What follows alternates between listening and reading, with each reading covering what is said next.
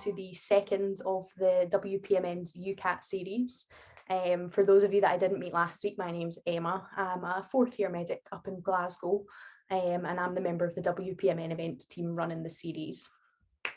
So basically this UCAT series is just designed to introduce you to the test. So hopefully this is the point of the summer, or coming into the start of the summer, where you're thinking about starting your UCAT prep. So we really want to introduce each subsection to you guys, chat you through some of our strategies and our top tips, and then take you through some worked examples just to give you a bit of a flavour of what the UCAT's all about.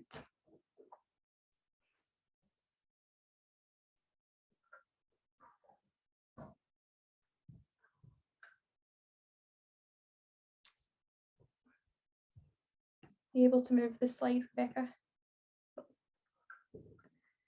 Perfect, thanks. So as with last week, before we get started, I'm just going to run through a couple of safety points.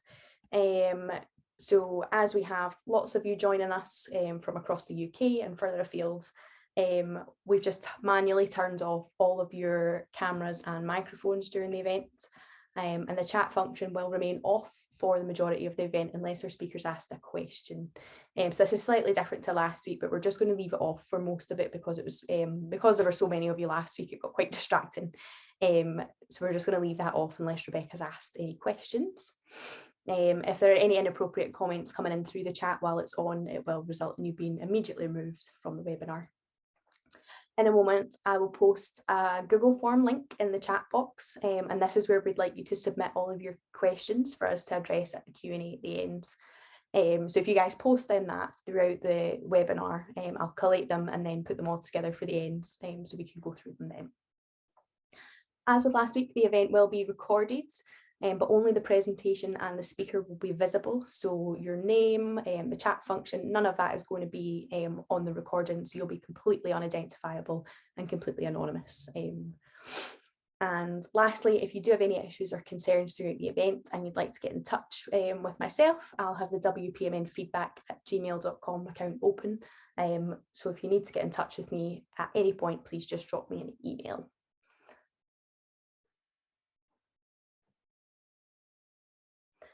So I'm going to run through a couple of the same bits and pieces I touched on last week. So I do apologise if you were here last week. This first kind of 5 minutes might be a little bit repetitive, but for the benefit of those who weren't here last week, I'm going to quickly chat about WPMN. So we're a national charitable organisation, and we're really aiming to work towards a medical workforce that represents the population that it serves. So we really believe that a career in medicine is for everyone, regardless of the background you come from. And to that end, we support aspiring medical students, so you guys, but also current medical students and doctors. We were founded by Dr. Scott Balgrove, whose picture is on the screen there, in March 2020 at the beginning of the pandemic. And we've grown to now have over 600 members. So it is free to join our website. So if you haven't done already, I would have a wee look at that. And joining up gives you access to resources designed for aspiring medical students, and contact within the majority of medical schools across the UK. So if you want to chat to a medical student in different medical schools, you can do that. And also, if you give our social medias a little follow, you'll keep up to date with any events we're running for aspiring students. A very brief thank you to our kind sponsor, University of Glasgow, and they've provided us with this large Zoom license to allow us to host as many of you as possible. As a little note, any content within the webinar is representative of WPMN and not the University of Glasgow Medical School.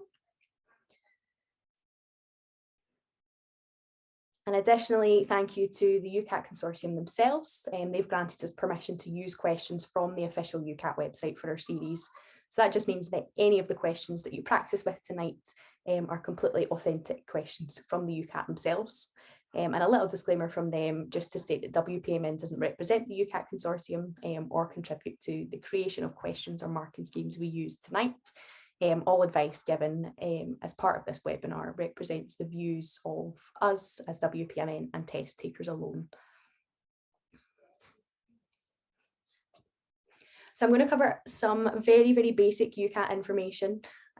So again, apologise to those of you who were here last week. I will keep it brief but for those of you who weren't, hopefully you know that the UCAT is a medical admissions test used by medical and dental schools across the UK.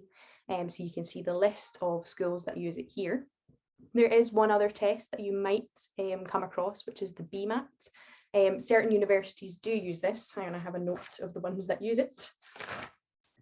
So those are Brighton and Sussex, Imperial, Lancaster, University College London, Leeds, Cambridge and Oxford. So they all use a different admissions test called the BMAT. So the majority use the UCAT, as you can see on the screen here, but basically when you're applying, just make sure you check that you've done the appropriate admissions test for the schools that you're applying to. And these are some of the key dates in terms of the UCAT 2022. So registration for an account has already opened. So if you've not done that, definitely do that now. That's a free thing to do. And it will give you access to apply for bursaries and access arrangements if that's something you need to do. Booking your test starts at the 20th of June. So you've got a couple of weeks. And then the test window runs from the 11th of July to the 29th of September. There is a fee associated with the UCAT, so tests taken in the UK are £70. There are bursaries available to cover this test fee if you meet certain criteria, and you can apply for that bursary now. So if you think you might meet one of these criteria, get yourself registered and get applied for this straight away, just to make sure you're kind of minimising any issues you might run into. And what you'll get if you're approved for the bursary is a voucher that you use when booking your test. So you really want to have that all organised before the 20th of June when you're able to book your test. So have a wee look at the UCAT website if you think that might be applicable.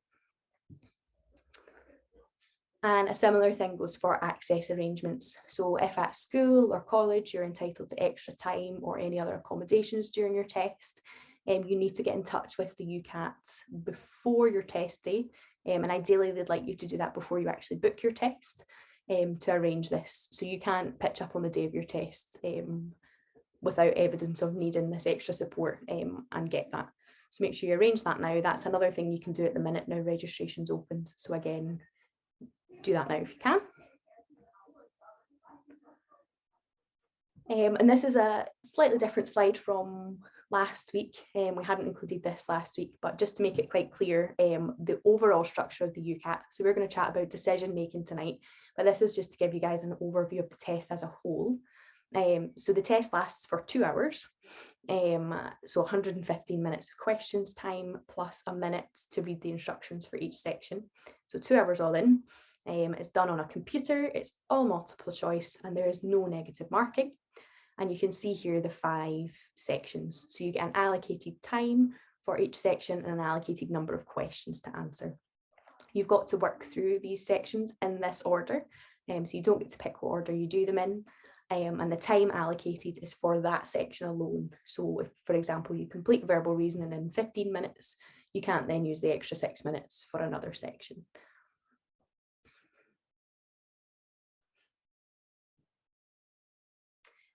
Your UCAT results, you will get a total score, but each section, each of the first 4 sections, you get a score between 300 and 900. And for situational judgment at the end, you get a band 1 to 4. You will get your test results on the day of your test. So when you come out of the test centre, which is the same place that you sit your driving test, you'll come out of the computer room and they'll print your results off there and then for you.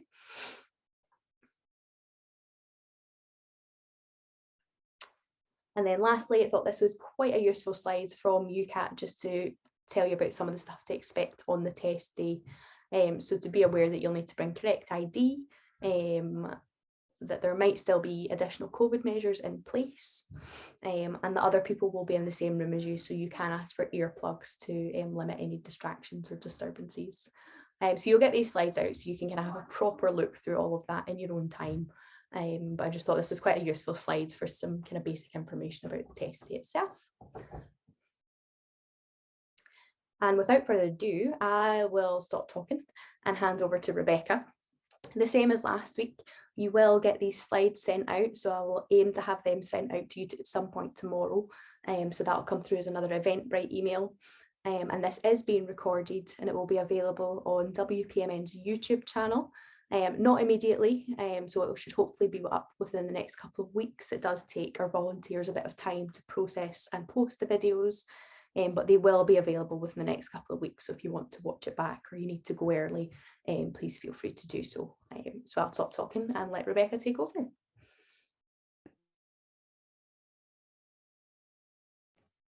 Thanks, Emma. So hi, everyone, and thanks for joining us tonight for the second part of the Mastering the UCAT series. So tonight I'm going to be going through decision making with you all. So first of all, just a little bit about me. So my name is Rebecca and I'm a third year medical student at the University of Glasgow. And I really wanted to get involved with this UCAT series because I'm really passionate about medical education and especially helping aspiring medical students with their application to medical school. So I've been quite involved with Medic Insight Glasgow for the past couple of years, kind of volunteering out and helping organise events. And this year I was the interview nights coordinator. And I've also had several years of experience teaching and mentoring the UCAT, both with Medic Insight Glasgow and with a social enterprise called Medic Mentor. So enough about me. I'm going to dive straight into the basics of decision making. So, as Emma briefly mentioned, there's 29 questions in decision making and you have 31 minutes for it. So I'm sure you guys can do the maths. You have just over a minute per question. So this is actually the longest section of the test. You do actually have the most time for it. But as you'll discover across the course of this evening, some of the questions are quite lengthy. So you do have a bit more time, but you do need to still watch timing. So as kind of the heading suggests, it tests problem solving and logical thinking. And it's included in the UCAT as doctors need to be able to problem solve, be able to manage risk and deal with uncertainty. And this is on the UCAT official website. It just says that questions may refer to text, charts, tables, graphs, or diagrams. So as Emma mentioned again, all questions are standalone. So this means that none of the questions will use the same heading, none of the same charts, tables, graphs. Each question is completely different and new information. However, the one caveat to that is that some questions have kind of multiple different sections to it. So you'll have one bit of information at the beginning, and then you'll have kind of 5 statements that you need to answer yes or no to. So I'll go through some of these with you guys in a bit. And in these questions with multiple parts, like I've just mentioned, the UCAT website says that you get 2 marks for all correct answers, and you get 1 mark for partially correct answers. Now, I can't tell you whether that means 1 wrong or 2 wrong. I'm not sure myself, but it does mean that if you don't get them all right, then you do still get, there is still a chance that you'll get a mark. And there is no negative marking for wrong answers. So even if you get all of the questions in all of the kind of sub parts to one question wrong, or even if you get a different question wrong, you won't be negatively marked for that. So as I'll come on to later, it's always worth guessing because you're not going to lose anything by that. So what are the different question types within decision making?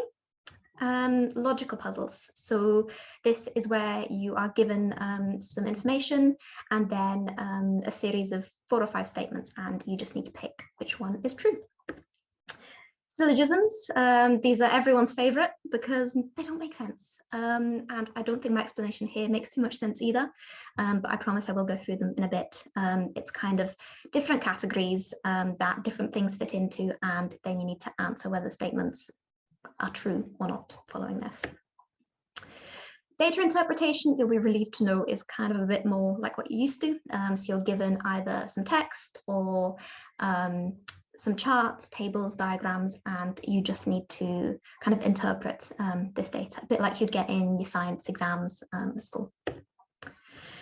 Argument questions, you just need to pick the strongest argument. So this is not based on your own opinion. Please, at this point, leave all your own opinions aside because you do not want them influencing this part of the section. I'll go through some tips on how to pick the strongest argument without letting your own opinion influence this. Venn diagrams, those things that you probably did years ago and forgot about, they've come back. So there are two different subtypes of this. Either you'll be presented with a Venn diagram and need to interpret it, or there'll be questions where it's quite helpful to draw a Venn diagram to help you answer it. And finally, probability, another really fun one, is what it says on the tin, just some probability questions that you'll need to go through and answer. So I'm going to go through some worked examples now. Will warn you at this point, I will be flicking between my PowerPoint and a whiteboard to try and explain things as I go along. Unfortunately, I can't annotate directly on the whiteboard, so I'll be reading out the question stems, but I'll let you guys have a good look at them before I switch to the whiteboard mode. So logic puzzles, this is an example of a logic puzzle, and most of them follow a similar format. So you'll be given 5 different things, so in this case 5 people. So Clark, Sam, Drake, Rosie and Mary have 1 car each, and the cars are either red, blue or green. 3 cars are hatchbacks and the rest are sedans. All the sedans are green, hatchbacks are either blue or red. Mary and Clark do not have hatchbacks. Amongst Sam, Drake and Rosie, only Drake has a blue car, and which of the following statements is true. So because I'm going to be flicking screens now, you're not going to be able to see this slide. If it would make more sense to you as I'm going along, I'd recommend you take a photo or a screenshot of this now so that you can see what I'm referring to once I get my whiteboard up, is that I like to draw a table. There's actually one on the next slide, so that should be fine. But I think I'll just go straight to that. So they've drawn their table in a slightly different way, but the way that I like to do it is I put kind of just abbreviations for the people at the top of my table. And I should say that you are in your test given a whiteboard, not a dodgy one like I've just been trying to use, but one in person. It's sometimes a laminated bit of card or a bit of paper, but you'll be given something at your test centre to write on. So I would highly recommend that you use that. So what I would recommend for logic puzzles, and one way that I did it when I was doing my UCAT, was to draw a table. So kind of draw the headings at the top, draw the type of car, the color of car at the side, and then just fill out the table as you go along. So what I was trying to do is I would go through the statements and find a statement that I can use. So all of these are really useful, but I can't put any of that into my table yet. However, what I can do is here it says Mary and Clark do not have hatchbacks. So because they do not have hatchbacks and the cars are either hatchbacks or sedans, this means that Mary and Clark must have sedans. So I would fill that in here on my table. Can everyone see my cursor? Yes, we can see your cursor. Perfect. So I filled those in. Then I go on to the next statement. Now here it says 3 cars are hatchbacks, the rest are sedans. We know that Mary and Clark have sedans because of this statement here. And because the cars are either hatchbacks or sedans, we therefore know that the rest, Sam, Drake and Rosie, must all have hatchbacks. So we've now filled out the whole of the car column. So we've got the 2 sedans and the rest have hatchbacks. So then on to this last statement. Amongst Sam, Drake and Rosie, only Drake has a blue car. So we can fill that into the table as well. So Drake has a blue car and we know it must be a hatchback. So what we're left with currently is we have the rest of the colours still blank, which we want to work out. So this is, at this point, I've reached the end of the statements. I would go back up to the beginning. So we've kind of used this one that 3 are hatchbacks, the rest are sedans. We've figured out the cars. We don't need that. But if we go on to the next one, this one's about colour, which is what we do need. All the sedans are green. So we know now that Mary and Clark must have green sedans. So you can fill that in here. So we've now got these Clark's column filled out, Mary's column filled out, and Drake's. So all we're left with is Rosie and Sam that have hatchbacks. And you can find this information here in this third statement. So hatchbacks are either blue or red. And because only Drake has a blue car, the last 2 must have a red car. And that's allowed us to fill out our table. So I'm sorry that I couldn't draw that for you. That was my hope, but I hope that I've explained that okay. So what I would do is I've now filled out this table. So I can now look at the following statements. So Rosie has a red sedan. Well, we know that's not true from our table because she has a hatchback. There are 2 blue cars. If you have a look, we also know that's not true. There's only 1 blue car. There are 3 red cars. That's also not true. There's only 2 red cars. So therefore, by process of elimination, D must be correct. But you can also check that in the table, Sam has a red hatchback. So that's one way of doing logical puzzles. But either the beauty or the downfall of logical puzzles is that there are multiple ways to go about it. This question is one that actually you could kind of work out by process of elimination, and this is something that some people like to do, as it can be a bit quicker. What you can do is read the statements and then look at the questions. And here you can work out, Rosie has a red sedan. You have a look here, all sedans are green, therefore eliminate A, can't be true. There are 2 blue cars. Well, if you have a look here, you know that 3 are hatchbacks, the rest are sedans. Sedans are green, so that must mean that there are 2 blue hatchbacks. But here it says Sam, Drake, and Rosie, only Drake has a blue car, therefore there's only 1 blue car, eliminate B. Move on to C, there are 3 red cars. Well, you've kind of worked out from the last question that there are 2 green sedans and a blue car, so there's only 2 cars remaining, therefore they can't be red. Therefore they must be red, but there's only 2, not 3. So that would leave you with D as the correct answer. So you can do process of elimination like that. It can get you even quicker sometimes if the correct answer is at the top and if you're in a rush. But the table is quite good for more complicated logical puzzles, like I'll show you in a bit. I found it a more reassuring way to do it, because then I knew that I was guaranteed to get the question right if I filled out the table right.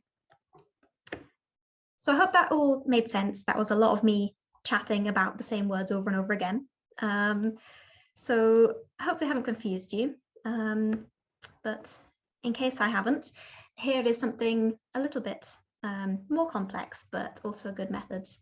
So just want to say thank you to Lauren Horsburgh, one of the Medic Insight Glasgow co-presidents, because she used this slide in one of her own presentations and kindly let me borrow it. This is a method that I wasn't familiar with until I saw her slide, but it's quite good for more complex puzzles, because sometimes in logical puzzles, you can draw a table all you want, but they won't give you enough information to fill it all out nicely. Because in my example, there was enough information I could fill out every box. Sometimes you can't. So sometimes you can rule out a couple of options, but there'll still be a couple of options left that you just don't know how to fill into the table. So one way of going about this is drawing this kind of table, which looks horribly nasty, in my opinion. But once you've figured out how to use it, it's helpful. It's called an Einstein grid. And basically what you do is you fill it out in red, or if you're doing your whiteboard in your test and you only have black marker pen, you could do crosses and a dash or something like that. So basically similar to the table I showed you, just go through the statements here and fill it out in red if it's not true, green if it has to be true, and then white is where you're not sure. And then you can use this to then answer the following statements. I'm not going to explain it in detail because I feel like I don't know it well enough to explain it well, and I might well just confuse you. But as Emma said, you'll get the slides afterwards. So if you feel like this is a method that you'd like to learn and would work for you, feel free to have a look at this slide and have a go at working out this method. One tip I would say though is, personally, this took me quite a long time to do. So what I would say in your actual UCAT, if you feel like you can't use this method quickly and you see that question, you go, that's going to take me ages, I think you're best just to guess it. Process of elimination, you might be able to pick one up, you might be in with a 1 in 2 chance. So I would guess it, flag, and move on. So sorry, I spent quite a bit of time on that, but just some quick top tips for logical puzzles. Draw a table or eliminate options or use that grid. It doesn't really matter what method you use. There might be another method that I haven't thought of, but what I would say is for logic puzzles, have a method that works for you and use it every time, because you'll then learn to recognize logic puzzles and you'll be like, I know exactly how to go about doing that, and you can answer it within the minute that you're allocated. As I showed you, work systematically through the statements and then work your way back up through the rest, using them as you can. And as I said, practice this method on all of the questions so that you know exactly when to use it. So I have put the 2 most wordy questions at the beginning because I thought best to get them done and out the way. So everyone's next favourite question subtype is syllogisms. So this is a better example of what I was trying to say earlier, where the question stem normally is something like, not all people present at the literature festival were poets, but all the poets at the literature festival were authors, and some poets were not writers. So what I would do is go through each of the 5 statements and then refer back to your stem and see, does the conclusion follow or not? So here we go. I'm going to have a go explaining this. Some writers at the literature festival were authors. So here we go. I find writers, and writers is here at the end. And here it says, all poets at the literature festival were authors, and some poets were not writers. If some poets were not writers, then some poets were writers. And as all poets at the festival were authors, this means some writers were authors. I'm going to let that sink in for a minute. So I found the word writers in the stem, and it says some poets were not writers. Because some were not writers, some poets must have been writers. And because all poets were authors, this means that some of the poets who were writers must therefore have been authors. Okay? So I would put a yes for that one. And then move on to the next one. Some authors at the literature festival were both poets and writers. So I've kind of already answered this question in the one above, and that's kind of the beauty of doing this, is if you wrap your brain around it, some authors at the festival were both poets. So we know that some authors would have been poets because all poets were authors, and some poets were writers. So therefore, some authors would have been both poets and writers. So that's a yes for that one as well. All the authors at the literature festival were either poets or writers. I'm confusing myself with my own words here. All the authors at the literature festival were either poets or writers. No, we can't say that conclusion follows because we're not given enough information. We don't know what all the authors were. We know that all poets were authors, but there could have been other people who were not poets but were authors. So therefore, we just don't have enough information. This statement does not follow. And one thing I'm going to say at this point is it's important to look at your quantifiers.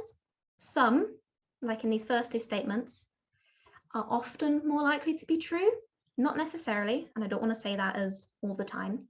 But if you say all, then that's quite a broad sweeping statement.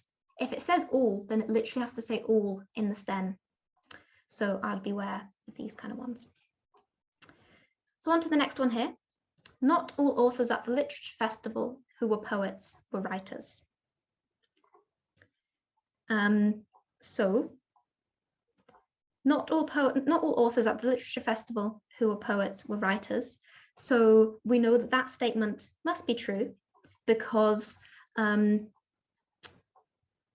not all poets are writers, because it says some poets were not writers. So therefore, the poets who are authors don't necessarily have to be writers. So not all authors at the literature festival who were poets were writers. And finally, all the writers at the literature festival who were authors were also poets. So the answer to that one is no, because we know that all poets were authors, but that doesn't necessarily mean all authors were poets. So you've got to be careful with these, because one version is true, poets to authors is true, doesn't mean that the inverse is true. And again, here it says all, so just beware, that's quite a big sweeping statement. So here it is more visually for you, as opposed to me just getting muddled up with my own words. This is the answer from the UCAT website. I've just highlighted it, and again, it basically says what I've said, but you can read through it again if you'd like, and afterwards when the slides are given to you as well. So, top tips for syllogisms. Read the statements slowly and carefully. I've done this one question several times now, because I've worked out it in the first place and now I've gone over it several times. to try and make sure I don't get too muddled with it. And you could see I still stumbled over my words. So read it slowly and carefully. Just take your time. Don't rush. You want to make sure you're getting things the right way around. Don't overthink these questions or try to put them into context. If you try and picture authors, poets, writers, you're going to get confused because the statements don't actually make sense. And sometimes they literally use gobbledygook. I know in my UCAT, they literally used words that did not make sense. I can't remember it anymore, but it just did not make sense. So you've just got to try and ignore actually what they're talking about and just think of them as category A, category B, category C. And that's what I'm saying here as well. Refer back to the stem, as I said, with each statement. And here, as I was saying at the end, if A is B, B doesn't have to equal A. So just because one way is true, the inverse isn't necessarily true. And as I said, be careful of all and some. If you say all, go back to that statement and check, because that is quite a sweeping statement, and it would literally have to say that all is true. And here we go. If the statement says all, then some is true, but not vice versa. So if the statement says something, if the stem says all of this group are something, then some of that group are also something. Because if you take some out of all, then some of them are going to be the same as all, but it's not the same, the opposite way around. Okay, how are we doing for time? I realize I've been talking for about 20 minutes. With a lot of words. So I don't know, Emma, would we be able to open the chat quickly and see if everyone's okay with what I've said so far? Yeah, of course.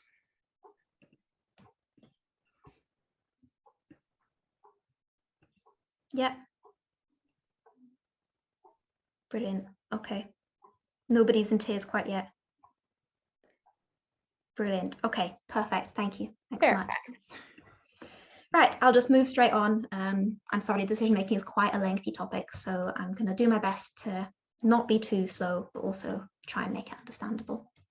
So we're now on to interpreting information, which, in my opinion, makes a little bit more sense. But again, just read it carefully. I got caught out doing this question myself.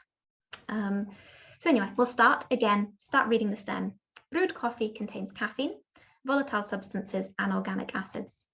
Volatile substances lend a distinct aromatic flavour to coffee. Organic acids lend a bitter taste to coffee. The graph shows the relationship between the extraction time and the amount extracted for the three components. And then look at the key. This is the big thing I'd say for this. Look at the key. And here, I think this is quite unfair, because in my opinion, this line actually looks quite similar to that one.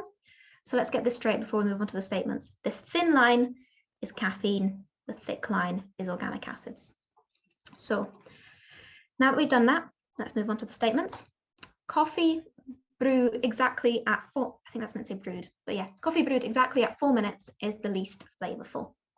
So let's have a look. Coffee, 4 minutes, flavor. So coffee is the whole thing. Flavor, if you look up here, volatile substances lend a distinct flavor to coffee. So we're looking at volatile substances. Here we go. Volatile substances, dotted line. And at 4 minutes, it's at its peak, it's at its highest. Therefore, it should be at its most flavorful at 4 minutes, not least. So the answer to that one is no. Next statement. Among the three components, caffeine is the quickest to dissolve in water. So go to the key, caffeine, thin line, not thick line. That's what I did the first time, thin line here. And look, its extraction time, it peaks the quickest out of the three. So therefore, because it peaks quickly, it is the quickest to dissolve in water, because coffee is brewed in water and in extraction is kind of getting it from the water. So the answer to that one is yes. And moving on, someone who prefers bitter coffee should brew it for at least 7 minutes. So bitter, this is up here in the statement. Organic acids lend a bitter taste. So we want to look for organic acids. Down here, organic acids, thick line. Look at it and refer back to the statement, should brew it for at least 7 minutes. If we look here, follow the line 7 minutes about here, that's probably about when it starts to peak or at its peak. So the answer to that one would be yes. This is when they're at its highest. So therefore, that's when the coffee is going to be most bitter. Sorry, I keep losing my own cursor. Right. Number 4. For a perfectly aromatic cup of coffee, the powder should be ground finely. So you might at this point think aromatic flavor, okay. However, does the main stem mention powder or kind of how finely to grind it? No, it's not mentioned anywhere. Therefore, we can infer anything from that. So the answer to that's just going to be automatically no, don't have enough information. And this is quite a nice, easy one to finish on again, because if you have a look, the higher the temperature of the water, the more bitter the taste of coffee. But temperature is not mentioned anywhere. We can infer anything. So therefore, the answer to that is no. And although that's taken me quite a lot of time to say in words, actually, I feel like this was quite a quick one to go through if you were to do it in your head. My main tip would just be have a look at the key, because I got a couple of these wrong because I mistook caffeine for organic acids and vice versa. We have a very quick question just specifically relating to the question here. So I thought I would just interrupt and ask you now. Could you possibly go over statement 1 again and why she chose volatile, not organic, since they both mention coffee in the passage? Did that make sense? Sorry, can you read that again? So why did you choose volatile, not organic, since they both mention coffee in the passage? Okay, right, yeah, I get you. Okay, so in this case, because the main keyword I'm thinking of here is flavor. Coffee is mentioned kind of several times in the passage, but we know that the whole thing's about coffee, whereas flavor is kind of the standout word. And if you have a look here, you know that volatile substances have aromatic flavor, whereas organic acids have bitter taste. So I can see where you're coming from. You could probably argue kind of bitter taste, aromatic flavor, isn't it all to do with flavor? However, I think here, because literally in the stem they say flavor and in the statement they say flavorful, I would look at volatile substances, and therefore that would be that dotted line which peaks at 4 minutes. Does that make sense? I hope so. If not, Hopefully, let me know. Yeah, hopefully it makes sense. But just move on. Right. Okay, and again, I've kind of said the tips I've gone along, but read the key carefully. Sometimes the text above a graph isn't that useful, but in this one it really was. So what I would say is skim the text. If it's got lots of useful information, read it properly. If not, sometimes it's just going to describe what's in the graph, and you can tell that from looking at the graph. So sometimes it's not helpful. You don't necessarily need to read it. What you can do is note down key information on your whiteboard. And as I did, again, return to the stem for each statement. So I promise I'll be going through these a bit quicker now. These ones are a bit more quick to do, but arguments. So I mentioned these. First of all, as I said, do not bring your own opinion into it. So what I do first is read the stem, as is becoming routine now. So should the legal voting age be reduced to 16 to overcome the issue of poor voter turnout? So the strongest argument answers the question and answers all parts of the question. So here, the parts of the question are legal voting age reduced to 16. So it needs to say whether those 16 and above should be able to vote.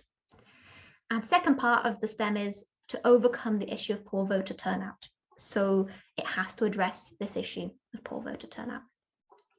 So A, yes, if under 18s can vote, politicians will listen to them and consider the issues that affect their lives. But first of all, this is kind of a sweeping statement. We don't know whether that's going to be true or not. You can't infer that from the passage. And if that's your personal opinion, you can't bring that into it. And it also doesn't address the issue of poor voter turnout. So that's a no. B, yes, giving 16-year-olds the vote will increase the number of people eligible to vote. This one is more likely to be true. Though again, will it definitely increase the number of people eligible to vote? I mean, I guess so, but it's not particularly strong in my opinion. So I would hold it as a potential in my head, but I wouldn't pick it just yet. C, no, 16-year-olds are not engaged enough to make a considered political judgment. Again, that's an opinion. And 2, doesn't address poor voter turnout. And D, no, it cannot be guaranteed that making more people eligible to vote will increase voter turnout. So here we go, it directly addresses voter turnout and it addresses the making more people eligible, so reducing it to 16. Therefore, the answer to this one is D.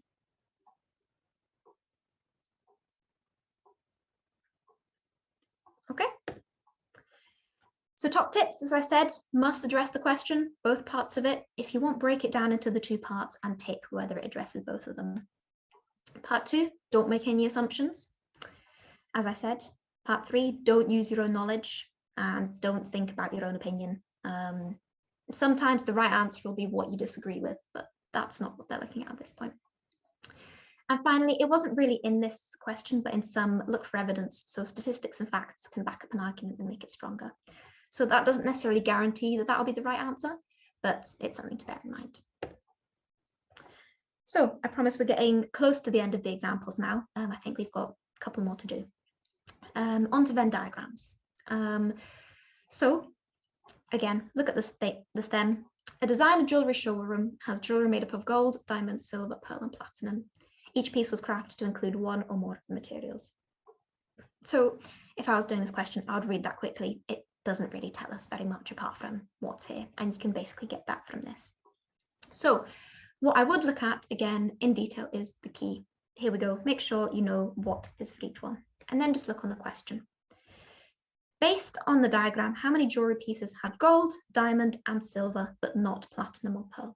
So we want the area that is overlapping between gold, diamond, and silver. So look at the key. We want to look at this arrow thing for gold, the rectangle for diamond, and the heart for silver. So I'm going to start with gold. This here is the arrow, so it must be one of these numbers in here.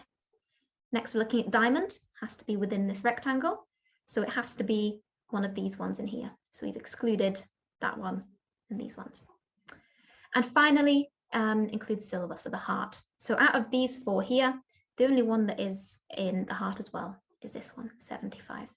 So the answer to this one is 75. And I've drawn that here, that these were the areas you'd be looking at. And just to double check, you can make sure that it's not covered by platinum or pearl, which is the last two, this one here and this one here. And if you see, no, it's not enclosed by that. So I think this one is normally pretty straightforward to go through. You've just got to look carefully. Sorry, I've been talking too much. And again, top tips, pretty self-explanatory, and I think I've already mentioned them.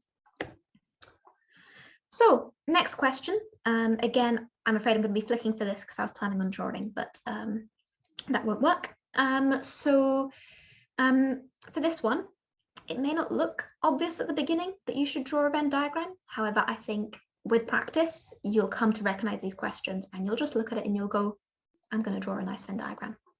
So start by reading this. Of the 150 aquariums across a US state, 60 had yellow crabs, 43 had white dolphins, 81 had starfish, 20 had only starfish and white dolphins, 12 had only white dolphins and yellow crabs, and 9 had only starfish and yellow crabs, and 7 had all three. So how many aquariums had none of these? So first of all, I would think to myself, right, well, we've got three kind of cohorts here. We've got the yellow crabs, the white dolphins, and the starfish. So what you want to do is draw a nice Venn diagram like this. So here we go. You've got your starfish, your white dolphins, and your yellow crabs. Next, you're going to want to fill it out because at the moment this will be blank. So one top tip is start from the middle. And the middle is that includes all three. And in the passage, this is always at the end. So start at the end. So 7 had all three. So 7 goes in the middle. Then you go back. 9 had only starfish and yellow crabs. Find starfish, yellow crabs, and you put 9 in the area that overlaps.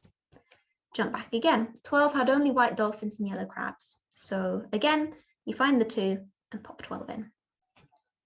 20 had only starfish and white dolphins. Again, find the 2 and pop it in. Now this is where it gets a little bit more tricky because here it says 81 had starfish. So you might be tempted to put 81 here and you're finished. However, again, they're being sneaky with their wording. The difference here is that it says 20 had only starfish and white dolphins. Therefore, you don't factor in the 7 that had starfish, white dolphins, and yellow crabs. It says only, so you know that it's only going to be these two. So you pop it in here. However, here it doesn't say only. It says 81 had starfish. That means 81 people in total, not people, sorry, 81 aquariums in total had starfish.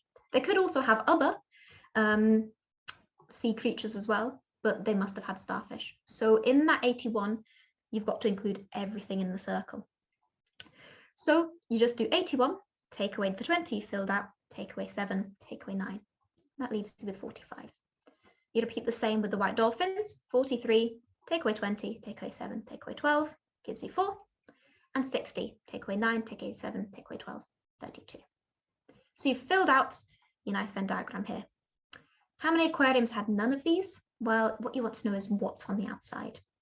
So you know there was 150 in total, and you do 150, take away all these numbers in here, and that gives you 21.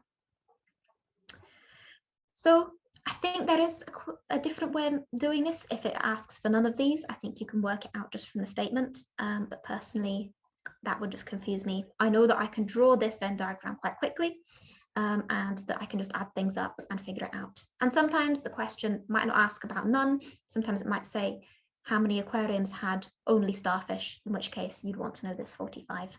So you'd need to draw out the Venn diagram. So I hope that makes sense. Again, top tips, start from the middle, beware of only, don't get caught out with this. And again, practice these. So you just see the question and you go, I need to draw a Venn diagram, and then you can do it. So this is the last section, I promise. And then hopefully you guys can have a go at practicing some of the questions, and there'll be less of me just chatting at you. So probability. Harry can buy a summer season's pass to an outdoor pool or an indoor pool. The outdoor pool remains closed when it rains. Past meteorological records indicate that there is a 0.3 chance that it will not rain in the summer. And the likelihood of the pool remaining closed for maintenance is 3/18 for the outdoor pool and 1/6 for the indoor pool. Considering only the likelihood of rain and the pool remaining closed for maintenance, should Harry buy the outdoor pool pass? So what you don't want to know is it better to buy the outdoor pass or the indoor pass? So look at the statements. For me, one thing I would do, again, I love a table, draw a little table, put indoor on one side, outdoor on the other, fill out the information you have under each. So here we go. Outdoor pool is closed when it rains. Okay, so you want to take that into account. And the records indicate there is a 0.3 chance that it will not rain in summer. So if there's a 0.3 chance that it will not rain in summer, that means there's a 0.7 chance that it will rain in summer, because remember, probabilities have to add up to 1. Now, I've been asked before why probabilities have to add up to 1. I don't know. They do. It's something they teach you at school, hopefully. There's probably a maths reason for it, but I'm not a mathematician. But yeah, just something to remember. Same as percentages add up to 100, probability adds up to 1. So if there's a 0.3 chance that it will not rain, there's a 0.7 chance that it will rain. So that's the same for both indoor and outdoor pool, but only affects the outdoor pool. The likelihood of the pool remaining closed for maintenance is 3/18 for the outdoor pool. So if you think back to your fractions, 3/18, that's not in its most simplified form, is it? Because 18 can be divided by 3. And if you divide 18 by 3, you get 6. So actually you can simplify that fraction down to 1/6. So when you look at that, you realize that actually the likelihood of the pool remaining closed for maintenance is the same for the outdoor pool, because it's a 1/6, as it is for the indoor pool. So actually, maintenance doesn't really come as a deciding factor between the indoor and outdoor pool. So now you know that really all you've got to think about is the rain, which will affect the outdoor pool. So then read the statements. Should Harry buy the outdoor pool pass? Yes, there is a 70% chance that the summer will be sunny. Well, that's not true, because we've realized that there's a 70% chance of rain, because remember, you can change your decimals to your percentages in probability. So no, that's not true. Yes, the indoor pool has a 50% higher chance of remaining closed. No, it doesn't, because there's nothing 50% in here at all. And you know that for maintenance, it's the same likelihood, and all you're looking at is weather. So no, that's not true. If you go here, No, there is a high probability of rain, so the indoor pool is preferable. Well, actually, if you think about it, there is a high probability of rain. So there's a 70% chance of rain. So actually, that is true. And then you can just check the last one. No, the outdoor pool has a higher chance of remaining closed. Well, we know that's definitely not true. So the answer for this one must be C, which we've got there. So some top tips: practice your probability questions from S1 to 3 or years 7 to 10. Those are the questions that are most similar to these UCAT ones. Write out key information in a table if you want to, or just jot it down. And again, I'm pretty sure I've said this for every top tip, but read each of the statements carefully. So before I quickly go on to some practice questions, does anyone have any questions about what I've been through, or are you all thoroughly frazzled?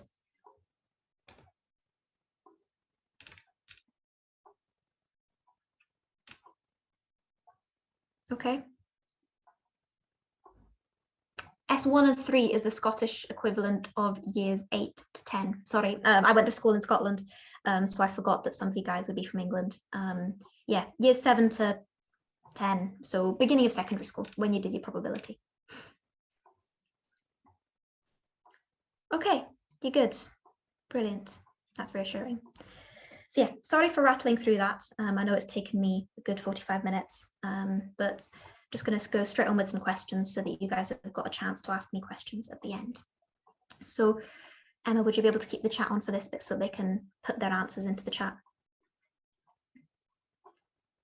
Yep, that's it on. Perfect, thank you. Okay, so question 1, I'm going to give you guys a chance to read this, and I will give you a minute and a half, I think, because you've only just seen these questions, and a minute, like in the test, is probably too much. Well, too quick.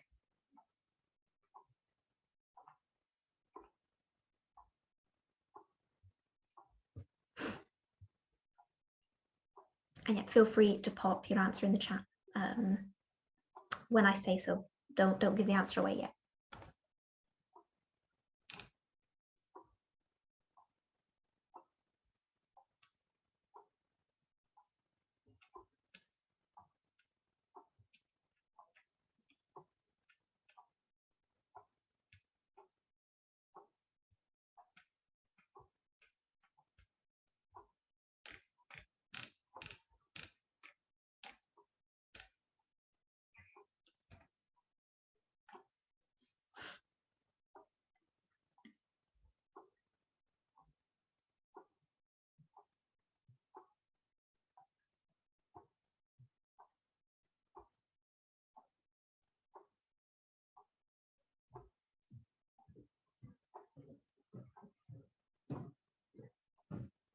Okay, that's been a minute. I'm going to give you guys another 30 seconds, and then if you want to pop an answer in the chat.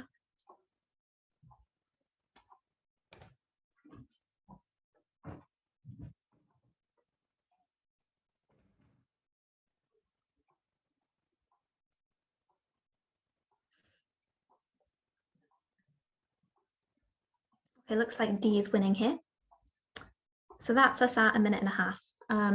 If you didn't get it in the timing, that's fine. In my tips later, I'm actually going to tell you you don't need to know it in the time yet. But just for the sake of time now, we'll move on. So yes, you were right. The answer is D, and here is your nice table. So this one's a little bit more tricky because it leaves you with some information you can't fill in. I've drawn my version of the table here, but can't draw out for you guys. But I'm just going to quickly, briefly explain it. So again, you've got your tourists, you've got your colours, you've got your colours of shirt, colour of hat. Make sure you don't get confused between the two. Read through the statements and work your way through. So no two tourists wore hats and shirts of the same colour. That's just something to bear in mind. You can't fill it in. American tourist wore a green shirt, so you can fill that in. Sorry, French tourist wore a green shirt, you can fill that in. Hat was not red or blue. So something I sometimes do is put at the side brackets, not red or blue. You know it'll be one of the other colours. American tourist wore a red shirt. Well, American red, here we go. And then Italian tourist wore a brown hat. So here we go, Italian brown hat. Colour of shirt was the same as the French tourist's hat. So we know that the French tourists, no, we don't know that yet. So that's just something again to bear in mind. And what I would then do is go back through the statements and fill them out as you go along. So yeah, that's something that I would do. I can try and go through it, but I think for the interest of time, what I'll do is keep going through the example questions, and then I can come back to this at the end if we have time and if you guys would like me to talk through it. But hopefully that makes sense. So next question. I'm going to give you again a minute to have a go, and then if you put your answers in after a minute, and I'll explain it after a minute and a half. So there you go.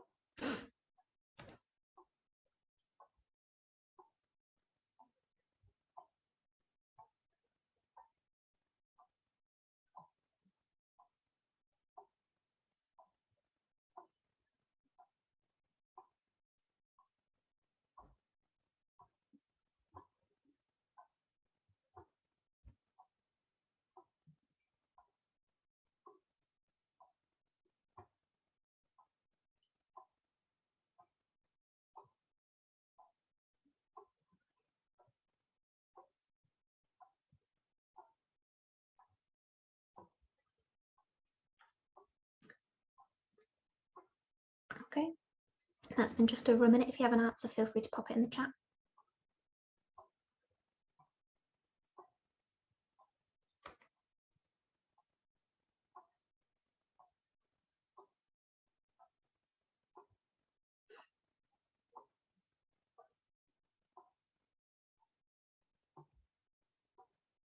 Okay, we're having some more mixed answers this time. Mixture of C's, A's, a couple of B's. Okay, right, that's okay. Right, so this question I wanted to show you because it's a different variation on the draw your own Venn diagram question that I showed you earlier. This one, it's quite similar in that you know that there's 3 different categories and you need to fill them out. However, this time they've actually given you some Venn diagrams to choose from. So the correct answer was C. So I'm just going to hide all the little tabs I have open so I can see the whole screen. Here we go. So what I would do is draw my own out on my whiteboard and then compare it to the ones that they've got up here. But if you want, then you can just read through the statements and see which ones fit. So here we go, start at the end. 5 want to take art as well. So here we go, it says 10 are going to take geography and history, and of these, 5 want to take art as well. So 5 want to take all 3, 5 goes in the middle. So that means automatically get rid of D because 5 is not in the middle. So it's any of these 3. 10 are going to take geography and history, and of these, 5 want to take art as well. Because it says of these, it means the 10 includes the 5 that are in the middle. Therefore, you have to do 10 take away 5 to get 5. Okay, and because that has to be between geography and history, which is one of these pairs, if you'd drawn it out, you could label them yourself. You know that 5 has to be in the overlap between 2. So here, 5 isn't in an overlap between 2, so you discount it. You're left with C or B. Here, 5 is an overlap between 2, and 5 is an overlap between 2. So then you move back again. And here we go, it says 20 students are taking geography, 20 students are taking history, and 12 are going to take art. So you need to do the whole takeaway thing and do 12 takeaway for art, take away what's already been included for art, and have to do 20 take away what's already been included for history, and 20 take away what's already been included for geography. So if you do that here, you get 20, take away the 5 and 5, so you get 10. 20, take away the 5 and 5 and get 10. And 12, take away the 5, you get 7. So the answer here must be C. If you're a bit confused still, what I'd recommend is looking at the slide once you've got the slides and drawing out your own Venn diagram and seeing if you can get the same as here. Okay. Moving on. This is a different type of kind of data interpretation one. Before I showed you a graph with the coffee, this time it is a statement. So yeah, I'll give you guys a minute to have a go and then I'll talk through it.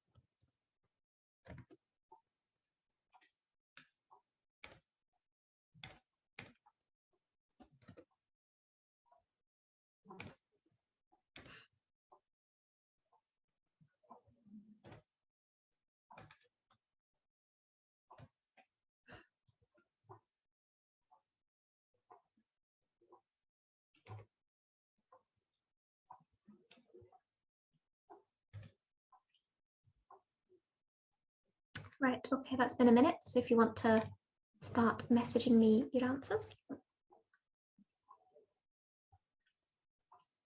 I realise that for this one, actually, it's a bit more difficult. So you can just put Y, N, Y or whatever for yes and no.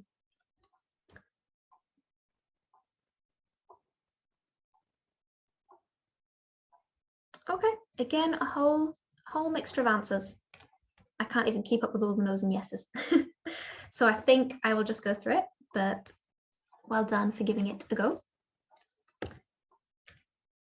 So here are the answers. Again, I'm just going to move my toolbar. So I actually find that the UCAT website gives quite a good explanation for these ones, but just in case, we'll quickly go through it. Here we go. Diana got a rating of 4 this year, so she will not receive a bonus payment. Here it says, for a promotion, must get a rating of 1 or 2 for a bonus payment. She got a 4, so therefore she will not receive a bonus. That is yes. Brian was promoted 3 years ago, so it's definite he will be promoted. Again, look at the wording, definite, that's quite a broad statement. Brian was promoted 3 years ago, which means that he is eligible for promotion, but that doesn't guarantee him a promotion. So the answer to that is no. Roger was promoted 5 years ago. He received a bonus this year. He did not get a 3 rating. The answer to that is yes, because if he got a bonus, he must have got a 1 or a 2. Salim got a promotion after working for 2 years, so he cannot be working for the company. Yes, because in this company, you have to be working 3 years to get a promotion. So that's correct. And here we go. The number of employees at the company who receive a promotion each year is higher than the number of employees that do not receive a promotion. We don't have any stats about numbers of who does and doesn't get a promotion, so the answer to that is no. Do not have enough information. I hope that clears up a little bit. These questions just take time to get used to, so I wouldn't worry if you're not getting them right yet. It's really, really early days. I hadn't really done much at this point in terms of UCAT prep when I was applying, so I wouldn't panic. So I think I've got this question and then a couple more. This is really fun syllogisms one, so again, you have a minute.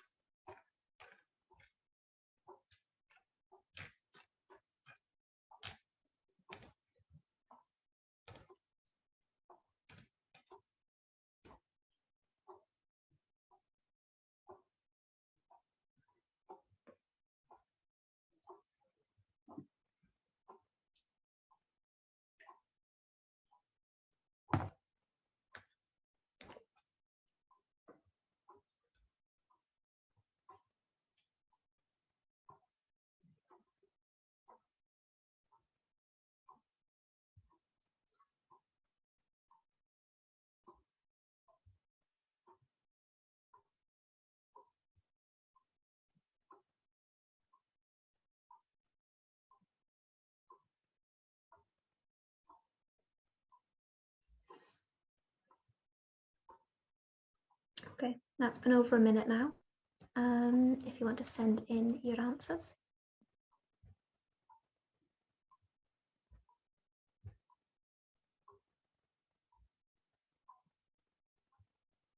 Oh, a whole mixture here. I don't know why I'm surprised. It's always a whole mixture. But yeah, again, well done to everyone for having a go. It's just, you've just got to have a go at these things, and I promise it'll come with practice. I know it doesn't feel it at the beginning, but it really will. So yeah, here we go. I will go through the answers. So again, read through the statement. Not all deciduous trees are objects of admiration. All deciduous trees are 20 feet tall except for Pontentilla and Daphne. I don't know how you pronounce that, I apologise. So here we go. Some of the objects of admiration in this forest are 20 feet tall. Now this one caught me out because I thought, yeah, that sounds like it fits. But actually, if you look back and have a look, it doesn't, because it says not all deciduous trees are objects of admiration. All deciduous trees are 20 feet tall except for these two. And one scenario that could be possible is that these two are the only objects of admiration in the forest, and they are not 20 feet tall. So therefore the answer to that is no. That one is a little bit confusing, but actually the explanation here kind of explains it kind of well, in that not all deciduous trees are objects of admiration, and if Pontentilla and Daphne are and the rest aren't, then that statement is true. They're not all objects of admiration, and because they're not 20 feet tall, this isn't necessarily true. Next statement, if maple is a deciduous tree found in this forest, it is 20 feet tall. The answer to that is yes, because we know that they're all 20 feet tall except from these two. Nice and easy, move on. Not all objects of admiration in this forest that are 20 feet tall are deciduous trees. No, we don't have enough information about this to know whether this is true or not. So because the conclusion does not follow, the answer is no. I know quite a lot of you put yes for most of these, so I'm going to see if I can explain that a little bit better. Yeah, it's because we don't know what trees are in this forest. It doesn't say all the trees in the forest are deciduous. We just don't have enough information for this one, so the answer is no. Next, if a 20 feet tall deciduous in this forest is an object of admiration, it is neither Pontentilla or Daphne. The answer to that is yes, because we're not actually thinking about whether they're an object of admiration at this point. We're thinking about if it's 20 feet tall. And if it's 20 feet tall, it can't be either of these. So the answer to that is yes. And the last one, Pontentilla and Daphne are objects of admiration that are either more than 20 feet tall or less than 20 feet tall. Well, we don't know whether they are objects of admiration or not. We know that they might be, they might not be. So although we know that they are either more or less than 20 feet tall, we don't know whether they're objects of admiration. So the answer to that is no. I hope that makes sense. Just got one more question here, and then I think I'll get onto the Q&A because I feel like we might have quite a few questions. So here we go. Last minute, on you go.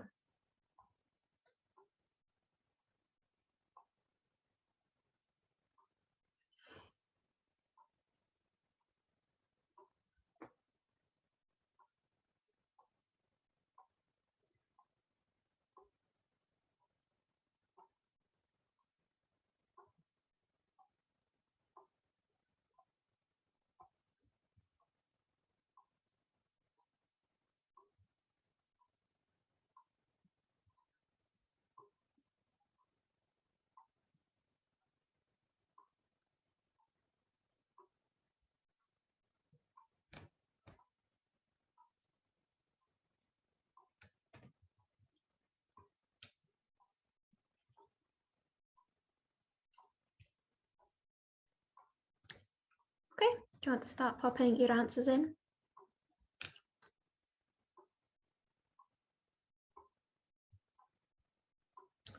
Okay, again, mixed bag.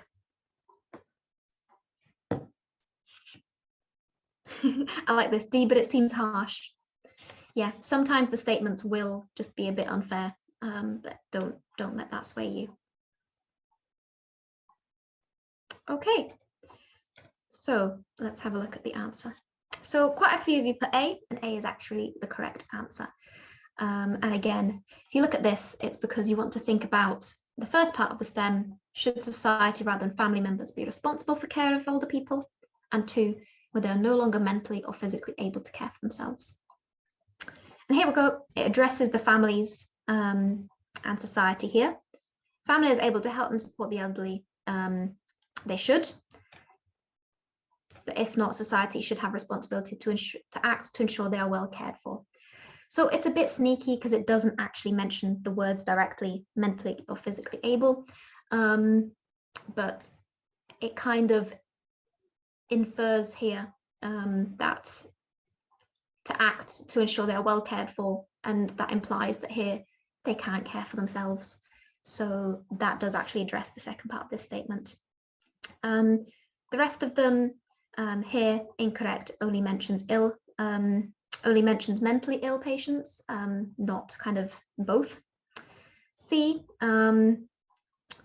it doesn't really give as much information as A, so it doesn't really give an alternative.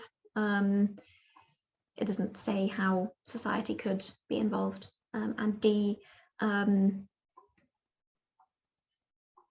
it's a bit more of an opinion. So that's why it's not that one. Okay, I think I had one more, but I'm just going to rattle through it. You can have a quick look once you get the PowerPoint slides yourselves. Hopefully the explanation should be good enough. But I'm going to finish off with quickly some top tips, and then we'll get onto the Q&A, because I'm sure that's what you're all waiting for. So top tips: brush up on mental maths.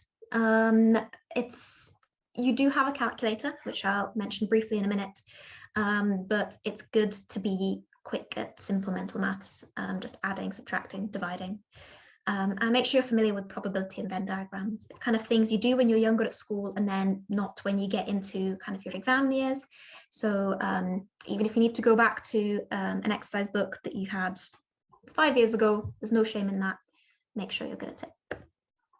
Practice using a whiteboard or pen and paper to draw out the things that I've spoken about. Familiarize yourself with calculator shortcuts. So I'll briefly talk about the calculator in a minute, but you get given an awful calculator that you have to use either the keypad on your desktop, so on your keyboard, or your mouse. What I would recommend is using numlock if the computer keyboard that you're using at the test center has it. It's so much quicker. Use that rather than your mouse. And there's a nice video here which tells you all about calculator shortcuts and how you can memorize and save numbers to your calculator so you don't have to write them out on paper. And practice really is key.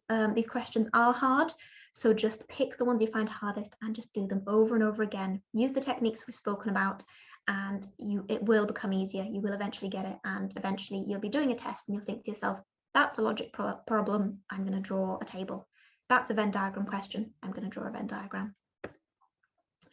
So here's the calculator. This is all you get. Unfortunately, you can't use anything else. You do have to use this. You can use it in decision making and also in quantitative reasoning.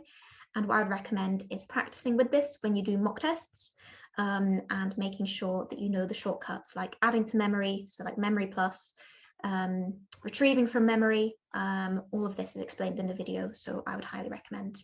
And this video is just one I found myself. There's no kind of link affiliation to this.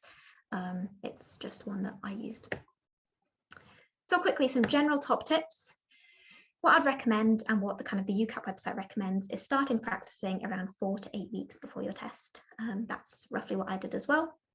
And try to be consistent with practice. Do some every day, because there's nothing you can learn for the UCAT, no knowledge. It's all about skill. You just need to get good at this. You just need to keep practicing, building up that skill. And if you do some every day, you're going to be at your peak game just before your test. So plan suggestion. what I would suggest is start with familiarizing yourself with the question types. So don't practice the questions timed, not like we did tonight. That was more just so that we got through everything. But just have a go at the questions. Give yourself as much time as you need, understand how to answer them, come up with tips and tricks to do it yourself, come up with a method. Practice the questions untimed and then try to get faster as it gets closer to your test. So maybe 2 weeks just trying the questions, 2 weeks of trying to do them really quick, trying to do them quicker, building up your speed, and then 2 weeks of mocks, something like that would probably work quite well. Just kind of do it in steps, take it step by step, and don't try to run before you can walk. So do not go in and do a mock because you will scare the life out of yourself, do probably not very well, and then lose motivation. So, and then the day before your test, what I'd recommend is try to relax. I wouldn't personally do a mock test because if you don't do particularly well, it's just going to throw you off. What I'd recommend is doing your mocks in the couple of weeks leading up to your test, and then the day before, just do a few practice questions, do a couple, and when you feel like you're doing well, stop. Keep up your confidence because a whole big thing about the UCAT is mindset. You need to go in on the day of your test telling yourself that you've done all you can. You've done all this work, you know you can do it because you've done all these mocks and you've got good results. Now you've just got to replicate it in the exam. So honestly, it's a mind game. Make sure that you go in with a good mindset. Don't go in telling yourself you're going to fail because it's not going to help. Go in telling yourself you've done your best and you're going to do your best. And that's all you can. And as I mentioned during the test, if you're unsure of a question or it's taking too much time, guess, flag, and move on. You can flag questions at the top of your screen. You can practice this on the UCAT official website. And then when you finish the section, if you have time left, you can go back to your flag questions. I would do this because nobody can answer all the questions in the UCAT having looked and properly had a go at all the questions. What you can do is answer all the questions on the UCAT, having guessed some and having answered some. So that is what I did. And I'm quickly going to talk about a method I came up with called triage to allow you to allocate your time accordingly. So triage in a hospital is when you kind of put patients into categories based off of how sick they are and how quickly they need to be seen. So I think of this in a similar way for the UCAT. So for me, I think there's different types of categories of questions. There's those that you know you can do quickly. You know how to answer them. You've got a method. Your method is pretty foolproof pretty much every time you get it right. These are your guaranteed questions. And I know at this point, you'll probably think, oh, I won't have any of them. By the time it comes to your test, you will. You'll have your favorite questions, trust me. Then there's those that you know you can do but take longer. Some like maybe those logic puzzles or syllogisms that you have a method for, but you just can't get them that quickly. They just take a bit of time. And that's fine because some questions are designed to take longer than the allocated time. Then you have those questions that you can do, but need time to work out. So that's kind of the same as the one before. I don't know why I split that into two. And the last one, those, you know, take you ages and you know it would take you forever. Or those that you know you have no idea how to go about. There will be some rogue questions thrown in and you'll look at it and you'll go, I don't know what to do at all. So what I would personally do is if you see a question you can do quickly, just do it. Do it quickly. It's easy marks. Next question, if you can do it and it'll take longer, I would have a go. Have a go, you might get it quite quickly. If you have a go and you feel like you're taking too long, something's telling you this is going slowly, have an educated guess, flag it for later and move on. And then the last set, those that take you ages or you have no idea, you can have a quick read, try and guess them, try and do an educated guess, but if not, put a random guess and move on.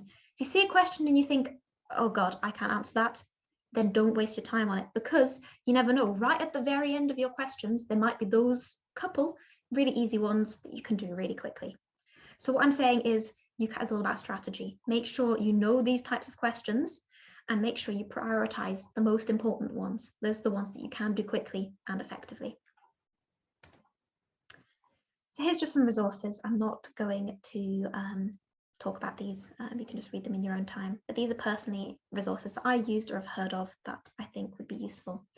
And one thing I'd say is I wouldn't really recommend books. They can be useful right in that beginning stage with familiarizing yourself, but they're not very good for timing because I know I personally would become complacent looking at a book. I would be more likely to kind of fall asleep, look away, not do it as quickly. And you want to get used to the format of the test and doing it online. So I recommend Resource banks, using the UCAT official website, their practice questions, their mocks. That would be what I would mainly use. And here are just the references I used to make the PowerPoint. So just a quick thank you to everyone who assisted with advertising this series. I'm sure you guys saw this at the last talk, so a big thank you to everyone who spread the word. So here we go.